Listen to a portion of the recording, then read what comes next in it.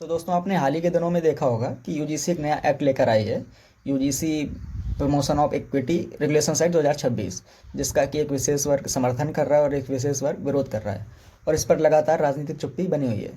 तो इसको समझने का थोड़ा सा प्रयास करते हैं कि आखिर पूरा मामला ये है क्या। ये कहानी शुरू होती है, इसका बैकग्राउंड दरअसल जो शुरू होता है वो होता है आज से 10 साल पहले, जनवरी 2016 से, जहाँ पे एक हैदराबाद यूनिवर्सिटी के एक छात्र रोहित वेमुला ने आत्महत्या कर ली थी। जातिगत भेदभाव के चलते उन्होंने सुसाइड नोट में ये चीज़ लिखी और बाद में एक कमेटी गठित की गई, जांच हुई और उसमें ये सही पाई गई बात कि हाँ ये बात सही थी। उस समय बहुत विरोध प्रदर्शन हुआ, आक्रोश फैला, और उसके बाद 2019 में एक मामला आया पायल तड़वी का। वो भी दलित वर्ग से संबंध रखती थी, उन्होंने आत्महत्या की और इसी को ही अपना कारण बताया कि जातिगत भेदभाव के चलते उन्होंने ऐसा किया। वो भी बाद में सही पाया गया। तो जब इन दोनों के पेरेंट्स सुप्रीम कोर्ट पहुँचे, पायल तड़वी के और रोहित वेमुला के, तो सुप्रीम कोर्ट ने यूजीसी को एक नई गाइडलाइन बनाने का निर्देश दिया। क्योंकि पहले से जो 2012 के नियम थे, गाइडलाइंस थी, एससी ने उनको सुप्रीम कोर्ट ने उनको इनकॉम्पिटेंट पाया और कहा कि वो शायद पर्याप्त नहीं है, इसके लिए नई गाइडलाइंस बनाने की आवश्यकता है। तो यूजीसी ने कमेटी गठित की, जोशी कमेटी के नाम से, और उसने एक ड्राफ्ट तैयार किया नई गाइडलाइंस का। तो वो तो बनी मोटी मोटी, उसमें एस सी सिर्फ ही शामिल थे, ओबीसी को शामिल नहीं किया गया। उसके बाद उनकी उस कमेटी की जांच करने के लिए एक नई सिफारिश गठित की गई, पार्लियामेंट्री कमेटी दिग्विजय सिंह की अध्यक्षता में, जो कि कांग्रेस से राज्यसभा के सांसद हैं।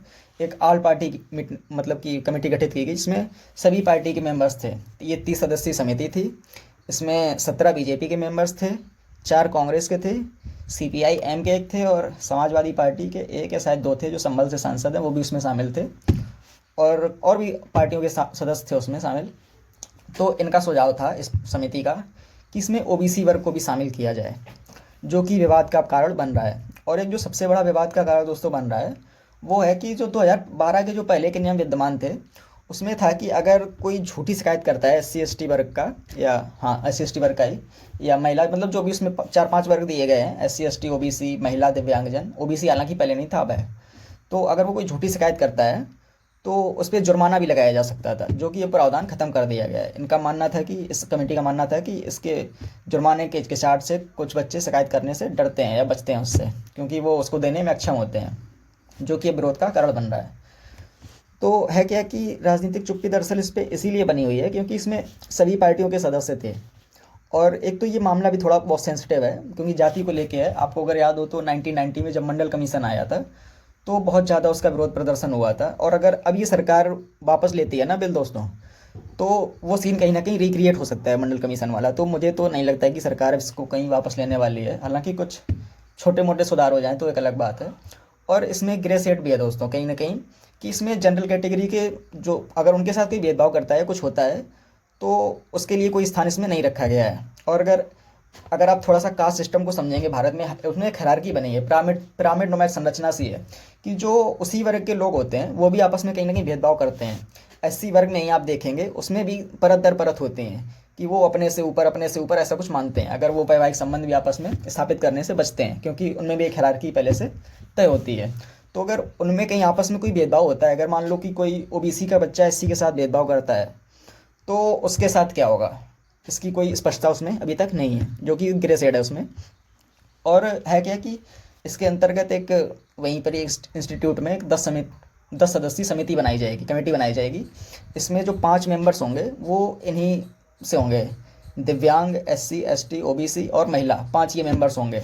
बाकी इसको लीड करेगा जो इंस्टीट्यूट का हेड होगा।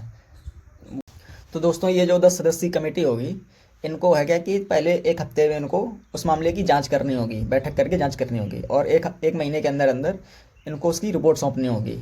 और अगर ये उसमें कुछ झोलझाल करते हैं, मतलब गड़बड़ करते हैं, या कहीं इनकॉम्पिटेंट उसमें पाया जाता है कुछ भी चीज़ें, तो उस इंस्टीट्यूट की ग्रांट्स यूजीसी की तरफ से रोक दी जाएंगी, और उस इंस्टीट्यूट पर भी एक प्रकार से एक्शन हो सकता है।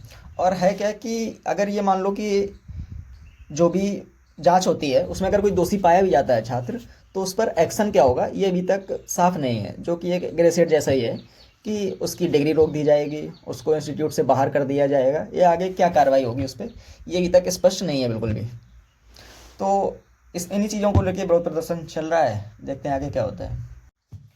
और हाँ दोस्तों, एक बात मैं और बताना भूल गया था, इसमें एक लाइन और जोड़ी गई है जो कि थोड़ा सा विवाद का और कारण बन रही है। इसमें लिखा क्या है कि अगर जो पीड़ित पक्ष है उसको प्रत्यक्ष अप्रत्यक्ष या अंतर्निहित रूप से कोई भी भेदभाव प्रतीत होता है, मतलब प्रत्यक्ष रूप से कर रहे हो आप, बोल रहे गाली दे रहे वो चीज़ एक अलग है। उसको अगर लगता भी है किसी भी प्रकार से, उसके आपके किसी भी एक्ट से या प्रत्यक्ष परोक्ष रूप से, वो मैटर नहीं करता है, अगर उसको लगता भी है तो वो आपके खिलाफ शिकायत कर सकता है। तो उसकी मतलब कैसे जांच होगी, क्या होगा, ये भी चीज़ें कहीं ना कहीं एक संदेह के दायरे में है। तो दोस्तों, अगर आपको वीडियो अच्छी लगी हो तो आप वीडियो को लाइक कर सकते हैं और चैनल को सब्सक्राइब कर सकते हैं। धन्यवाद।